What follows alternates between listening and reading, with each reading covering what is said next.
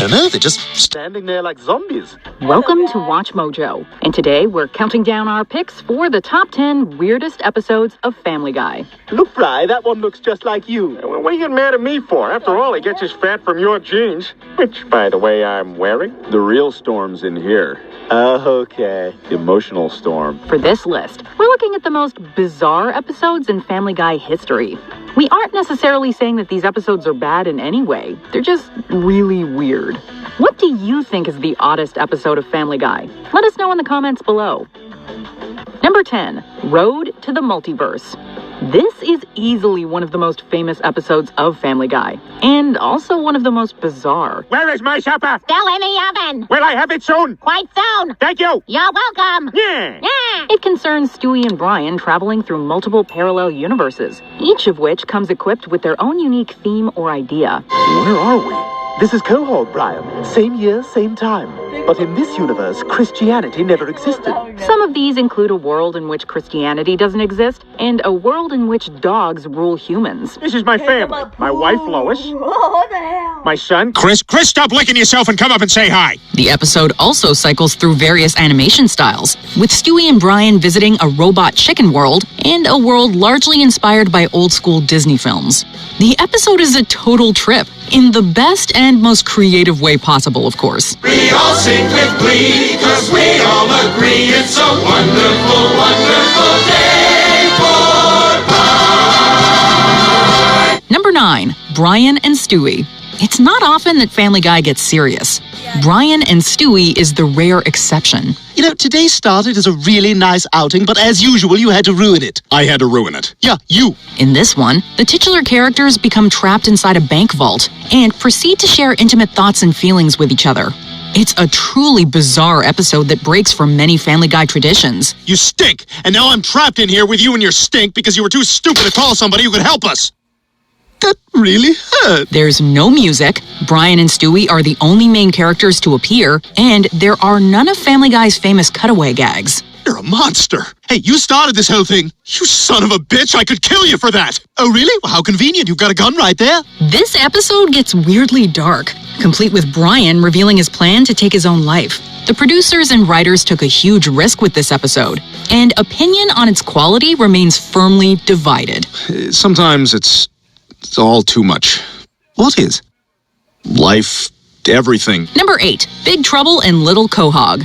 Yet another episode centered around Brian and Stewie. Season 17's Big Trouble in Little Quahog has the pair shrunk to microscopic size following an accident with Stewie's shrink ray. The two are forced to avoid some violent dust mites and eventually meet a friendly group of water bears. A water bear? What's a water bear? They're predominantly water-dwelling, 8-legged, segmented microanimals. They're also known as a moss piglet or a tardigrade. You can call me tardy, but I'm always on time. When they finally restore themselves to proper size, they inadvertently expand a pair of dust mites and are chased around the house before being saved by a tiny Tom Cruise. Tiny Tom Cruise? It all sounds like something out of a fever dream, and it makes for some truly offbeat viewing. How can we ever repay you? Well, you could make a sizable donation to the Church of Spaceship Beep Boop. Number 7, 3 directors. Family Guy often experiments with style, and Season 16's 3 directors is a prime example. I've had enough of your nonsense. Here's Christoph Waltz to fire you in a weird accent. You're fired? In this episode, 3 separate storylines are told through the style of 3 distinct film directors. In the first, Peter faces off against his boss Angela in a Quentin Tarantino segment, largely inspired by Kill Bill. Peter, you can tell I'm different because my weapon is different. In the second, a turn-of-the-century Peter puts on an amateur play in a segment inspired by Wes Anderson. Max, you've returned. I have.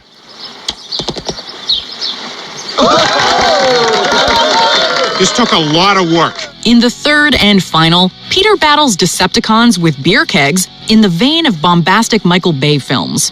It's a very creative episode, and it wonderfully highlights the show's penchant for non-stop pop culture references. Peter, you're alive, but how? You were blown into a million pieces. Luckily, I know a couple of pretty good welders. Number 6, The Splendid Source. Look, you blade, just tell us who you heard it from. It turned out the joke already had quite a history. The mere concept of this episode is bizarre and near unfathomable, as it sees Peter, Joe, and Quagmire attempting to find the source of dirty jokes. Of course, things get even weirder throughout the episode. In the final act, the men are kidnapped and taken to a remote island, where they learn about the so-called secret order of dirty joke writers. These are the people who write all the world's dirty jokes? Indeed they are. Hey, isn't that Stephen Hawking? The order is composed of the world's smartest individuals, and their job is to craft dirty jokes and disseminate them throughout the world using undercover joke distribution agents. If Sheila was a road sign, it would read Open Trench. Quite fittingly, the episode also features a guest appearance by David Lynch. Hi there, what can I do for you gentlemen? We've traveled a very long way to find out where you heard this joke. Oh, I remember that. I heard it from that guy. The splendid source is based on a short story written by horror author Richard Matheson, and that makes a surprising amount of sense.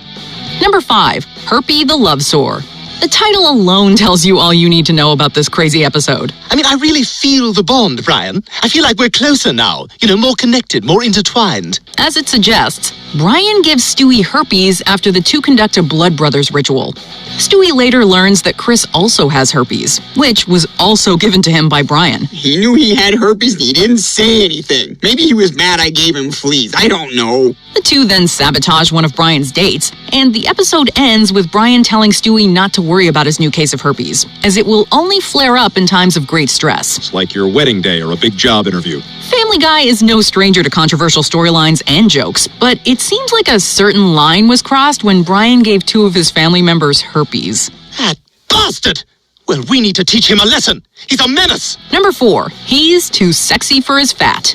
Most of the weird episodes come in the later seasons of Family Guy, but this one can be found in season 2. All right, son, I'm gonna need those 2 hams back. Chris grows self-conscious about his weight, and Peter asks him to consider liposuction.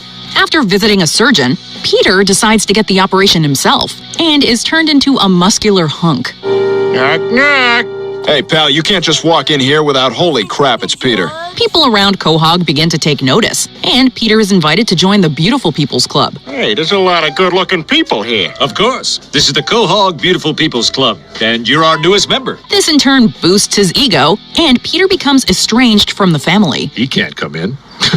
He's fat. Well, let me tell you something, buddy. If my son can't come in, then I'll just come in.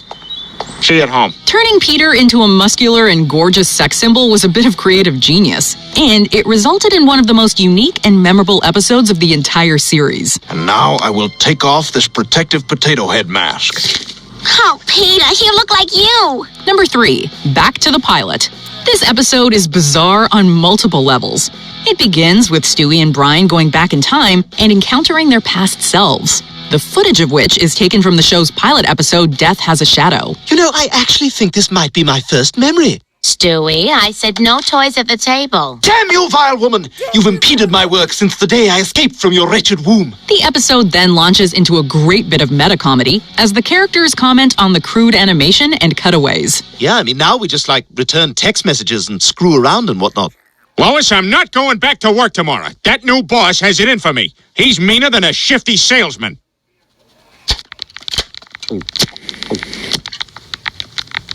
Things get even weirder when Brian tells past Brian about 9/11, resulting in an altered post-apocalyptic future in which America has become embroiled in a second civil war. Freeze, Frogmire! You are out past curfew and therefore in violation of local ordinance. Ribbity. Other shenanigans are also included, like Brian becoming the writer of the Harry Potter series. Must be weird hanging out with us muggles, huh, Brian? Yeah? Well, laundryum insertum, huh? It's a very unique episode of Family Guy, and it proves that they are never content with just one gimmick. Just go back to where you came from and stay there! Number 2, Seahorse Seashell Party. A hurricane hits Quahog and leaves the Griffin family without TV. To pass the time, Brian decides to take some mushrooms. It'll be a fun way to pass the time. He proceeds to trip out encounters various terrifying visuals, and even attempts to take off his own ear. I'm gonna cut my ear off to prevent World War II. Meanwhile, Meg snaps at the family and finally confronts them about their behavior. Is it too much to ask to be treated with a little decency from my brother? Maybe show me some kind of kindness by not jumping on the Let's Get Meg family bandwagon? This results in the family turning on each other, and Meg realizing that she is a lightning rod for the family's frustrations. You're my mother, and you took a child's trust and smashed it into bits in a 17-year-long mission to destroy something that you killed a long time ago. It's another dramatic bottle episode that attempts to provide depth to the family and their interactions.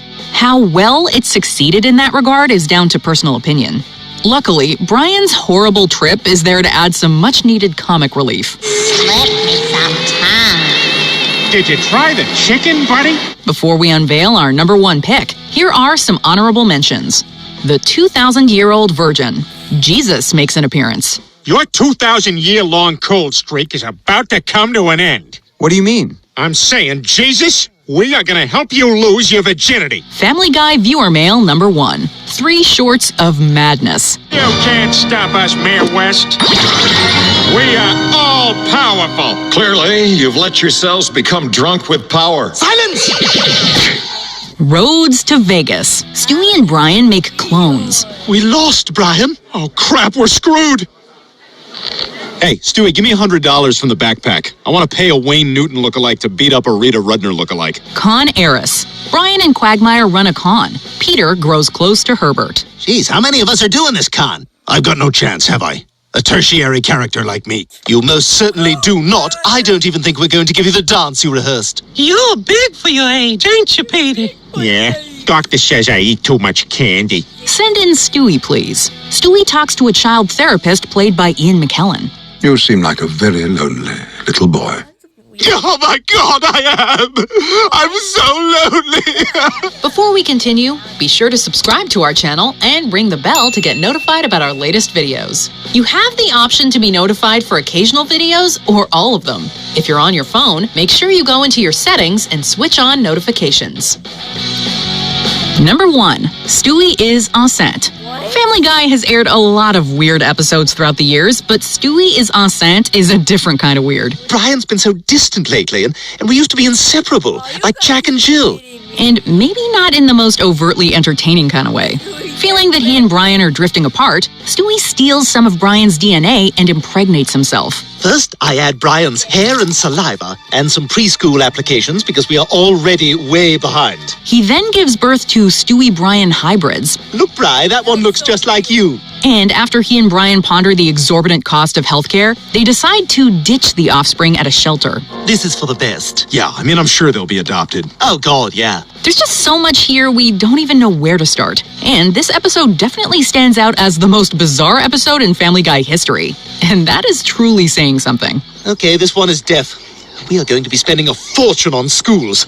Do you agree with our picks? Check out this other recent clip from Watch Mojo. And be sure to subscribe and ring the bell to be notified about our latest videos.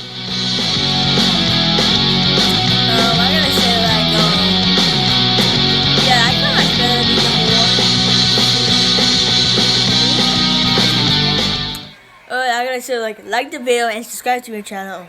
I'm on the road to 50 subscribers. We can do that in 2 days. In 2 days, we can hit it. Goodbye.